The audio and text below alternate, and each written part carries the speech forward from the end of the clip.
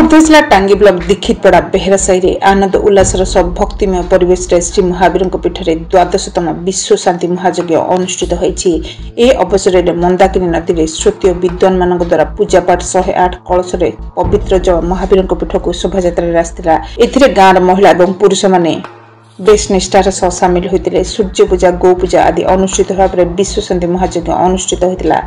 3 दिन धरी विश्व शांति महायज्ञ शेष दिन प्रसाद सेवन व्यवस्था कर शेष गाँव उत्साही युवक मान द्वारा नाटक परिवेशन कर कार्यक्रम में गाँ कमिटर सभापति नवकिशोर बेहरा, रमेश बेहरा, संजय बेहरा प्रमुख सहयोग करते। निराकपुर बालंग मोबाइल टीवी चंद्रबली उपहार नैवेद्य संस्थाप्य वन तिजस्कराय मंत्र तिंगल दंड स्व परिवार्षिक प्रकाश वसंतीन चंद्रबली उपहार नैवेद्य स्वाहा नैवेद्यार्थया चमनीयतम सदा जलधारं दत्वा ताम्बूलपात्रं गृहीत्वा बंभोगी फलं महाभृत्य नागवल्लीदलैर्जता एलादि स्वर्णसहितं ताम्बूलं प्रतिगृह्यता ताम्बूलान्ते आचमनीयतम सदा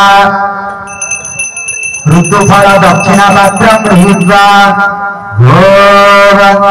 जम्बाम्बुरम्भा फलसं